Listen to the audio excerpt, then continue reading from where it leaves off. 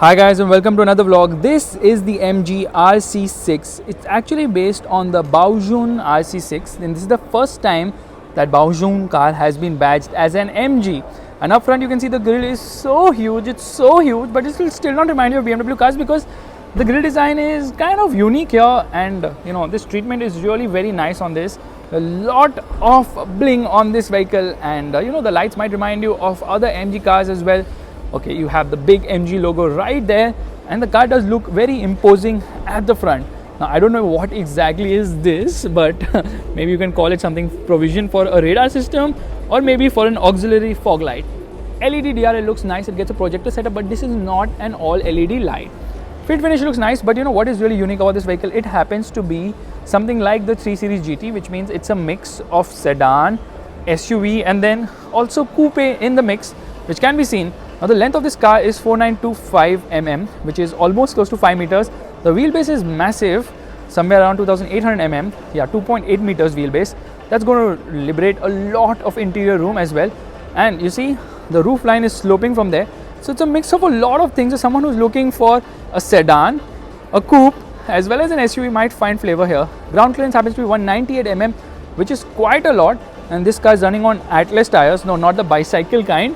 But what is the size of a tire? 225, 55, 18. Wheels could have been a little bit more adventurous, but this is going to be a very unique offering when launched in the Indian market, because just look at it. It's nothing like what we have seen, right? At least in the mass market segment. Now this will be priced somewhere around Hyundai Elantra levels, 25 lakhs when it's launched next year. Right now I believe the Baojun RC6 is, okay, the boot is not open. The Baojun RC6 is actually an electric vehicle. This will be powered by the same engines which also power the Hector, which means we'll get a 1.5 litre petrol engine with hybrid tech and a 2 litre diesel. By the way, MG is working on a new 2 litre diesel, so we get that instead of the current 2 litre diesel which is sourced from the FCA group. Overall design is nice, car looks really nice too, and because it's an MG, it's got a massive roof as well. So let's have a look at the rear.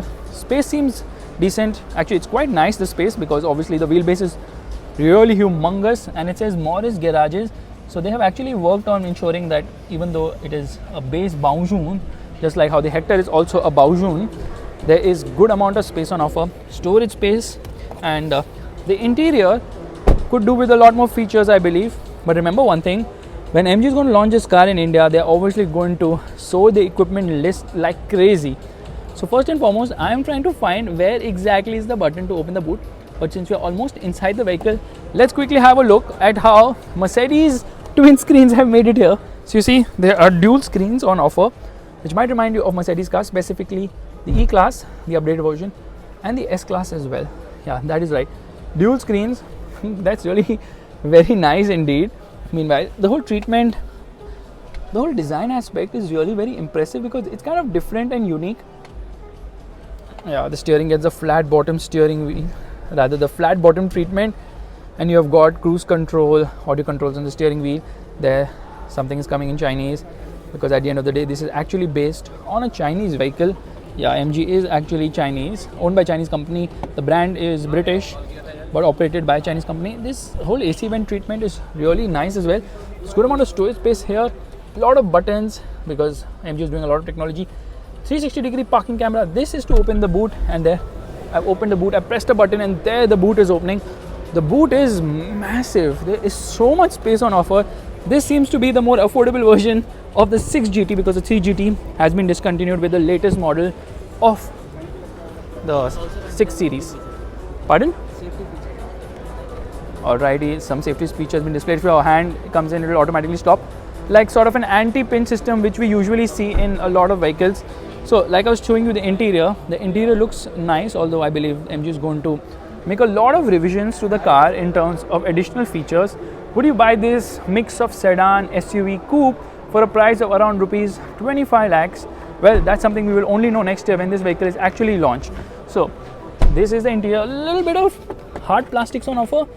Glove box seems big enough as well, but I kind of love the interior treatment. This whole treatment flowing nicely and beautifully, and obviously it gets an automatic transmission as well. Front seats extremely comfortable, rear seats quite comfortable as well, at least in terms of appearance, but we don't know the final spec of the car which is going to be launched in the Indian market. Now, obviously, the Elantra and the Civic and the Octavia sell in minuscule numbers, so it doesn't really make sense for them to get a conventional D-segment sedan. Although I was thinking they'll get the MG6, which is like a Warner rival. However, let me know in the comment section what you think about this vehicle, and if you like this video, make sure to give it a thumbs up. That's a like button, and also subscribe to the channel. Bye bye.